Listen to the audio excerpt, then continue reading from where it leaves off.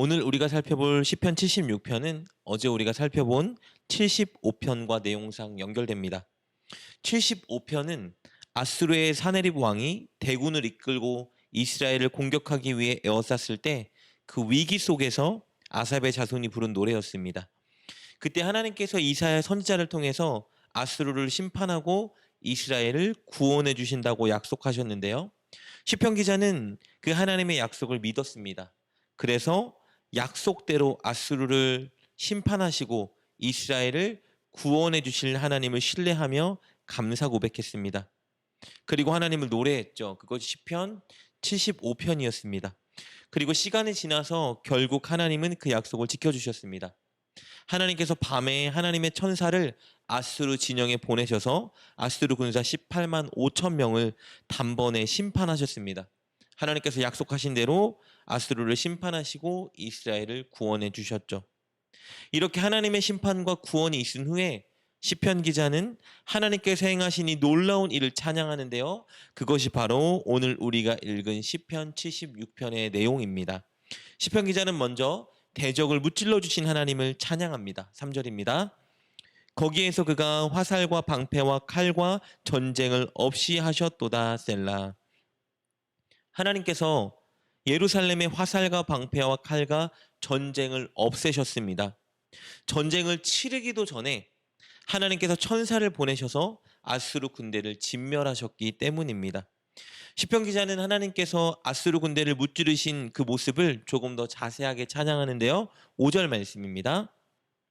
마음이 강한 자도 가진 것을 빼앗기고 잠에 빠질 것이며 장사들도 모두 그들에게 도움을 줄 손을 만날 수 없도다.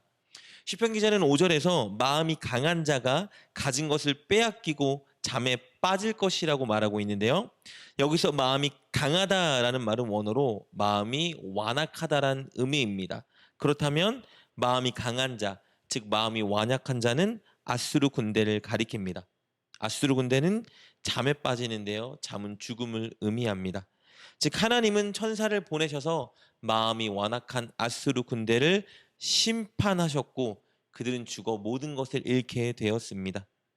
그리고 시편 기자는 이어서 장사들도 모두 그들에게 도움 줄 손을 만날 수 없다고 노래하는데요. 이것도 같은 표현입니다.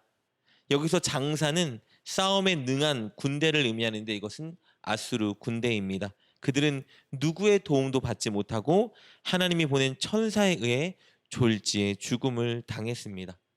이렇게 하나님께서 아수르 군대를 심판하시어 치신 행위를 시편 기자는 하나님께서 그들을 꾸짖으신 일로 표현합니다. 6절 말씀입니다. 야곱의 하나님이여 주께서 꾸짖으심에 병거와 말이 다 깊이 잠들었나이다. 이것은 하나님의 권세와 능력을 나타내는 표현입니다. 하나님께서 꾸짖자 그들 모두가 다 멸망과 심판을 당해 죽었습니다. 이 표현을 통해 시편 기자는 하나님은 권위자요, 통치자요, 심판자이신 것을 드러내고 있는 것입니다.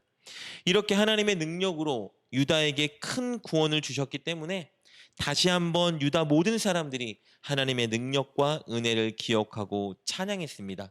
그래서 시편 기자는 하나님의 그 능력과 이름이 다시 유다에 알려졌다고 노래합니다. 1절입니다. 하나님은 유다에 알려지셨으며 그의 이름이 이스라엘의 크시도다. 이렇게 하나님은 큰 능력과 권세로 약속을 지켜주셨습니다. 아수르를 심판하셨고 이스라엘을 구원해 주셨습니다. 이것을 노래한 시편 기자는요. 끝으로 이제 구원받은 이스라엘 백성들과 세상 모든 사람들에게 한 가지를 당부합니다. 11절 말씀입니다. 너희는 여호와 너희 하나님께 서원하고 갚으라. 사방에 있는 모든 사람도 마땅히 경외할 이에게 예물을 드릴지로다. 먼저 이스라엘 백성들에게 하나님께 서원하고 갚으라고 명령합니다.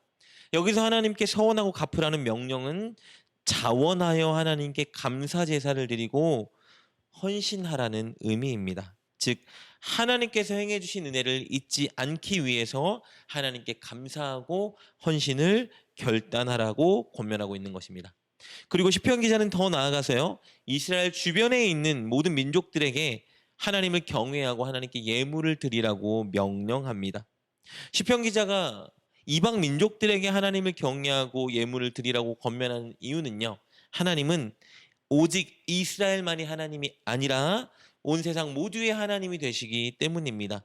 여러 민족들을 향한 시편 저자의 이 권면은 공의로 악인을 심판하고 의인을 구원하는 온 세상의 통치자 그 하나님을 너희도 믿고 따르라고 권면하고 있는 것입니다.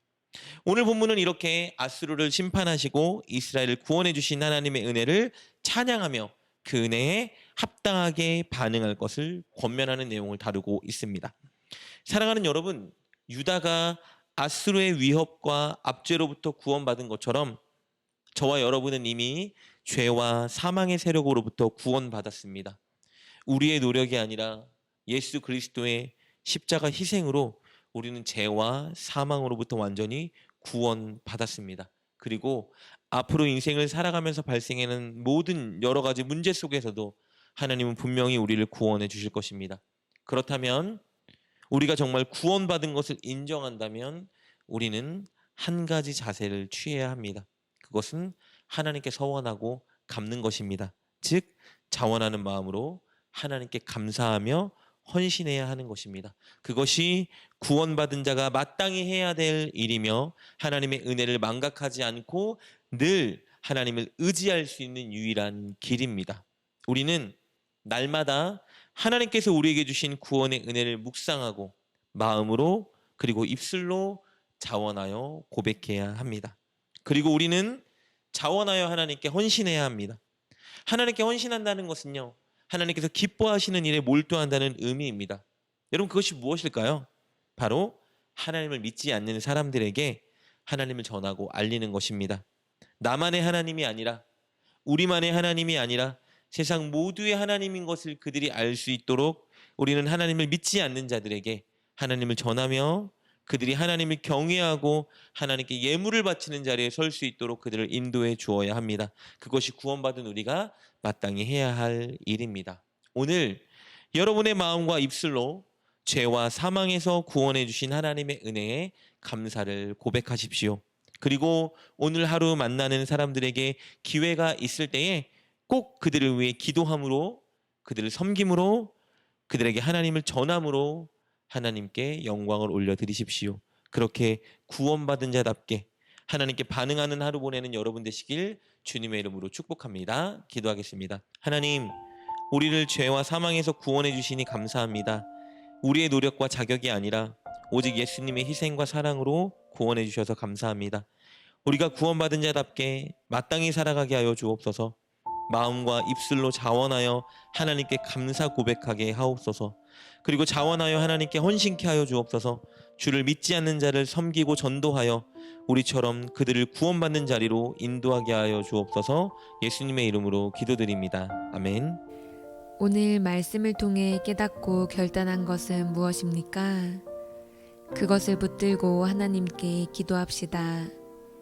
그리고 그렇게 실천하며 하루를 살아가는 여러분 되시길 주님의 이름으로 축복합니다.